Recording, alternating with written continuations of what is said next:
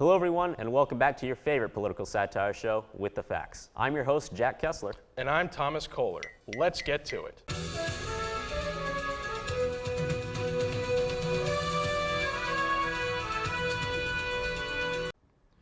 In the past month, America has been racked with another season of gun violence after several shootings in Texas and Ohio. And as usual, Congress and the federal government's response has been a resounding meh of constant back and forth arguing between pro-common sense legislators and pro-it's the video games legislators.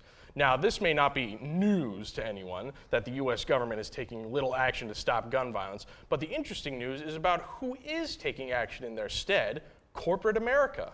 Last Thursday, a letter was sent to the Senate entitled CEOs for Gun Safety.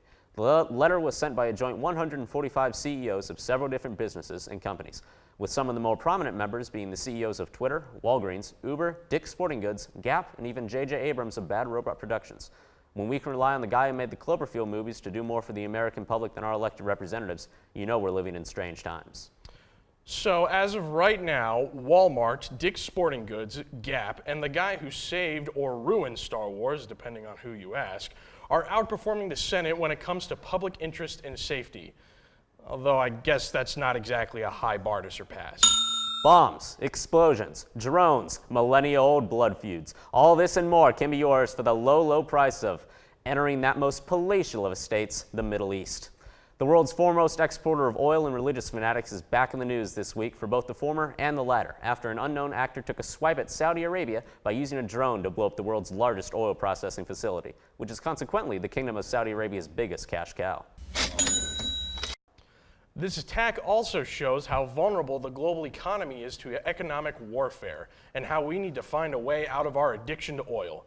Out of all the options, my money's on natural gas, but you won't find me downstream from a fracking facility anytime soon. Having a problematic past is practically par for the course with being a comedian in the mainstream. Did you tweet something homophobic in 2012? Get a Netflix special. Have you generalized an entire minority community for a politically incorrect cheap joke or two? Well, that's A-okay, because you might just earn a spot on the cast for Saturday Night Live. Just hours after newbie to the SNL lineup, Shane Gillis, was announced to be joining the show, videos surfaced of him using racial slurs against Asian people in an episode of his podcast. Among his offensive language, Gillis targeted Andrew Yang, a Democratic candidate for president. Yang responded to the drama by criticizing the joke, but allowing for Gillis to learn from his mistakes.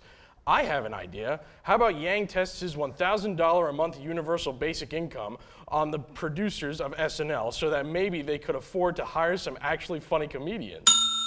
And lastly, if you're like me and saw a hashtag corn pop trending on Twitter and was disappointed to see that it wasn't about the classic sugary breakfast cereal, I have a feeling you're gonna like this story. Trust me, we're sick of talking about Joe Biden's gaffes too, but this story was just too odd to skip. That's right. After making strange comments during the most recent Democratic debate about how social workers need to be in the homes of students and how we need to make sure the kids listen to record players, Grandpa Joe went on a tangent about how he took down a gang member named Corn Pop back in his day lifeguarding at a majority black public pool. If he is fighting to keep his dentures in his mouth, Biden is spitting out word vomit that he'll soon regret. Well, that concludes our episode for this week. I'm Jack Kessler. And I'm Thomas Kohler. Thank you for watching, and we'll see you next time.